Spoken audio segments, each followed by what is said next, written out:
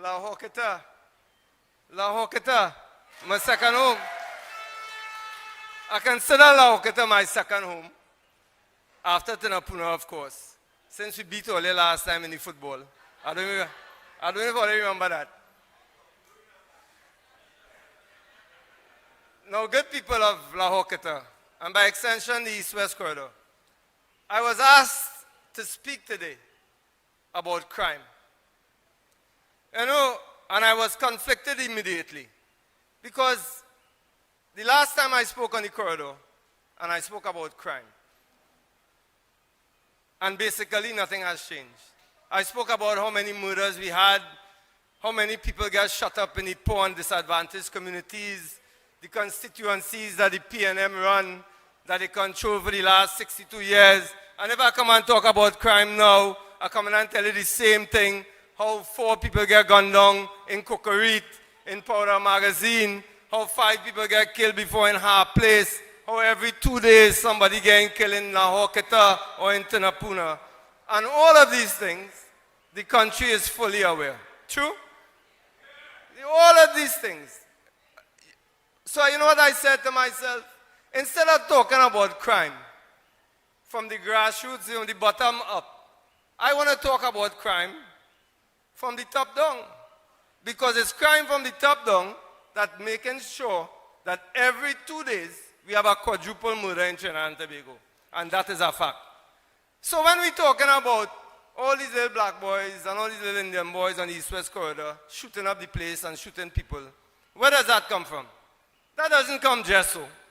That comes because the PNM, for the last 62 years, and especially in their constituencies, has demonstrated a lack of ideas, a lack of policies, a lack of programs. All of these things we talk about. So let's make it very clear. Let's make it very clear. What policies have they initiated in all these communities that they turn to for votes?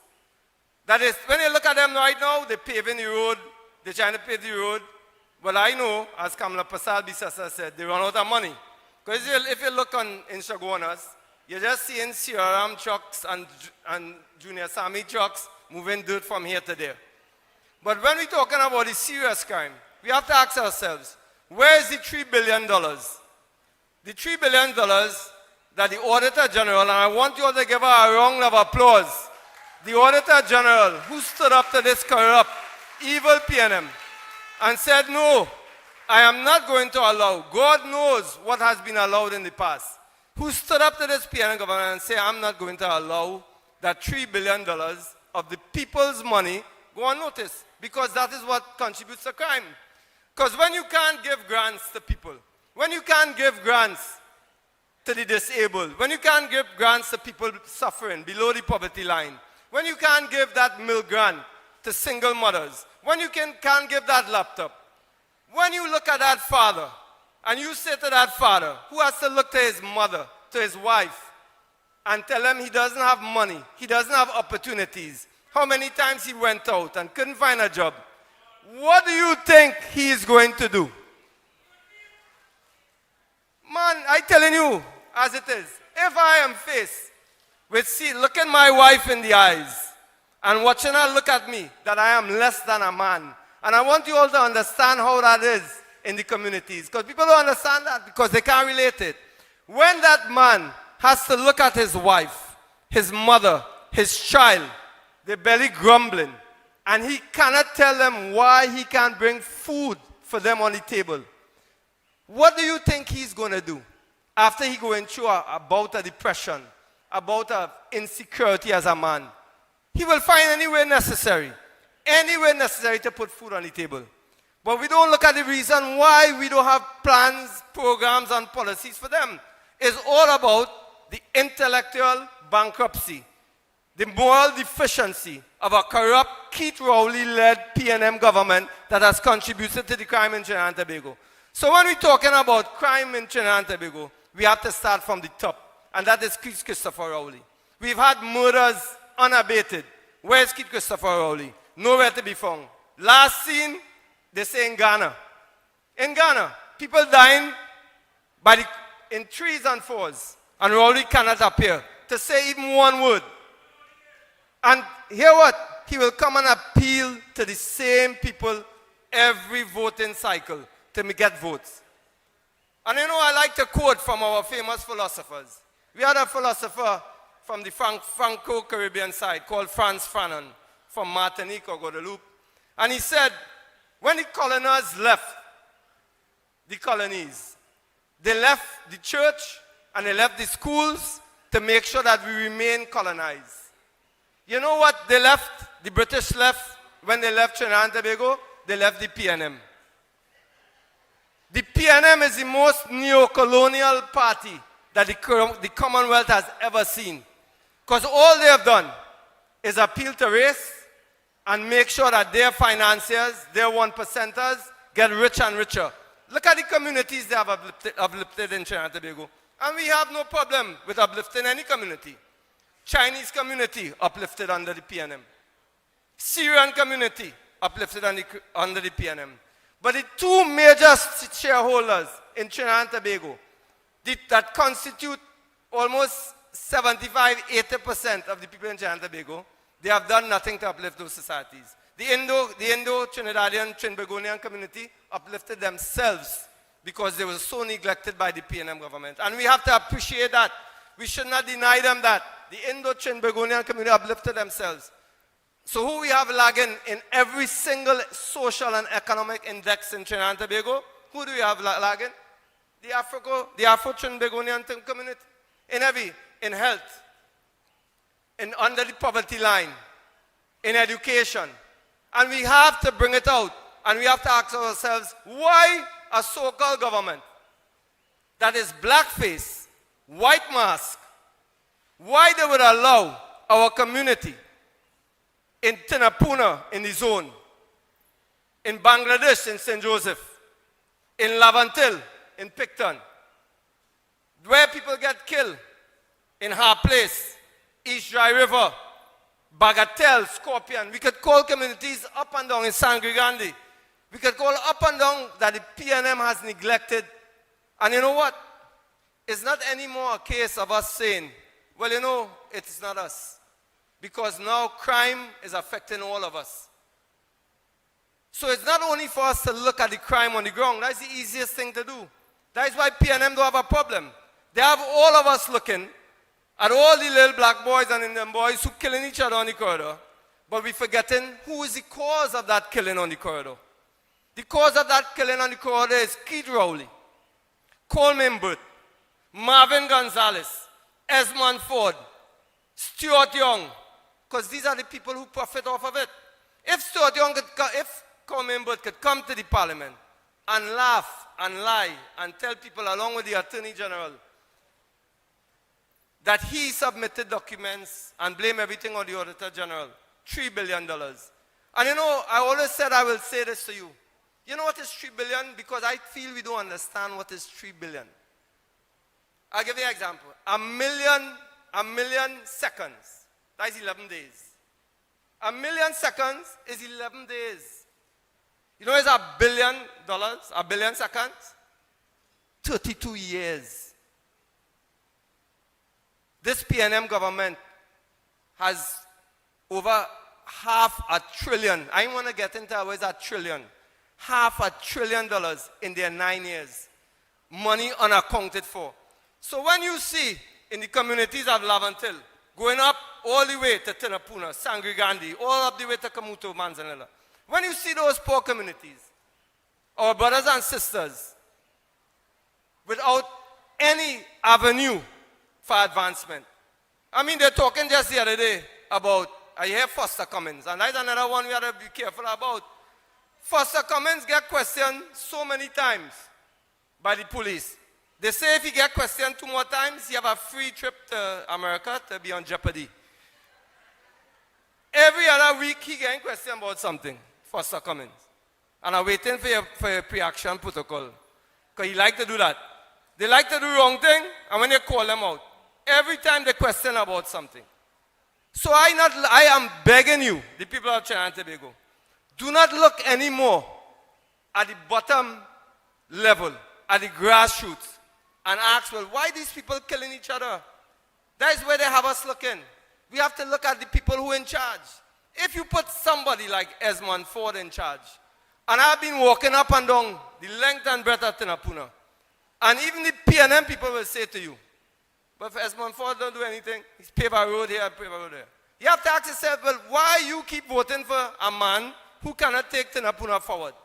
Why you keep voting for Terence Yalsing, who can't take St. Joseph forward? Why you voting for Marvin Gonzalez, who can't fix his own ministry?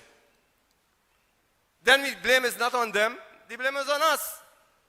But if we continue as a people to not recognize that if you do not give communities deprived for 62 years under the PNM of programs and policies, if you cannot give them the direction to go in, inevitably you're going to have crime.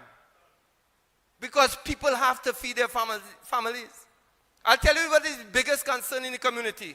When you go in the community, I was there walking on Saturday. You know, everybody have their own needs. If I ask some people here, they will tell you, well, my biggest problem is finding job for my children. Somebody else might say, my biggest problem is I want a bicycle pathway to ride on. Everybody have their own needs. But in the poor communities of Trinidad and Tobago, you know what is the biggest problem? Not crime. Biggest problem is food security. People don't know when, from breakfast to lunch, when they're putting food on the tables. And you all know what I'm talking about. So when food insecurity is your biggest problem, you don't have time to study about crime? A thief ain't going and steal from somebody who has no food. A thief know where he's going and steal. So what I'm telling you is problems that affect us here on the ground. And if Rowley and they don't have the money to put in the communities, and I believe our leader, the Honorable Kamala Prasad Bisasa, she said this government is a broke government. Because even with 1 year left the election, if you know you cannot put things in place to help the communities, and don't get tired with all the so-called programs they come with MIC, and this MIC and them going bankrupt and people didn't even know that. They close it down, people go in there and just sign in and leaving. All these so-called programs that the UNC had in place, graduating 3,000 and 4,000 people from the poor communities. You know what is that? 3,000 and 4,000 people graduate from your communities. Imagine the multiplier effect. One person have 2 and 3 in his family. Imagine that's 12,000 people you affect there in the poor communities. When you close down those programs, and then because the election come in, you come with and graduating 300 and 400. What you could do? You already created a criminal class of people. That's what they did.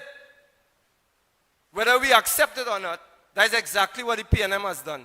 They have created a criminal class in Trinidad and Tobago. And at the head of that class is Keith Christopher Rowley.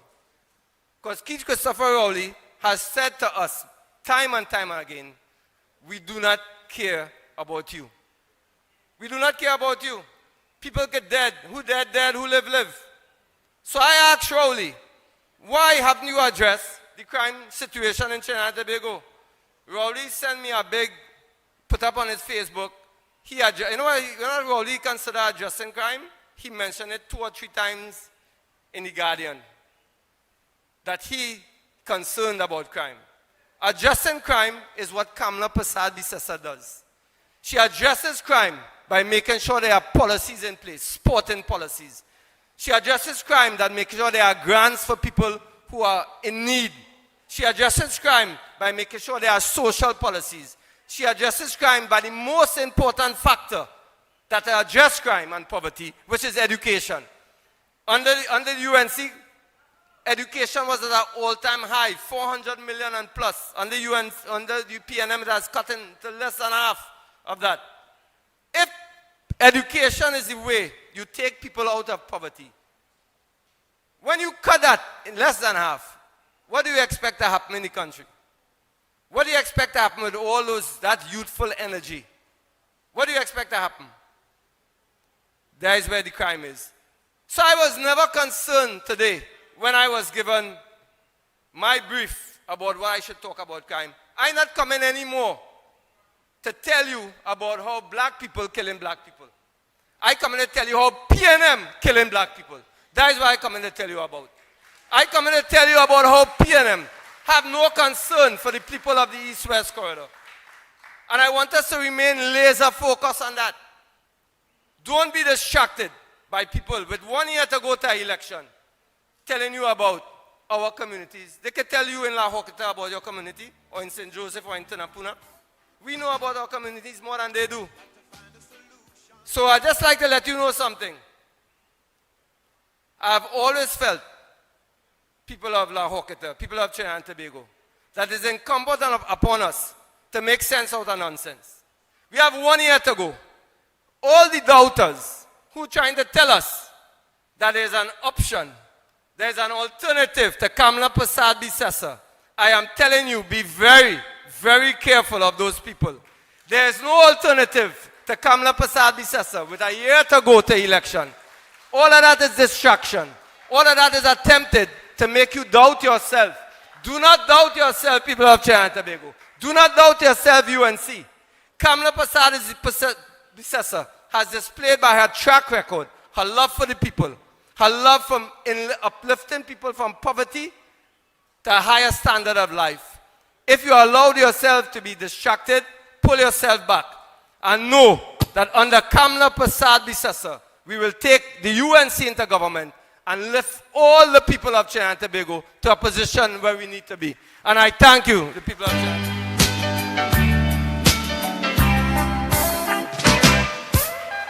Got to find a solution.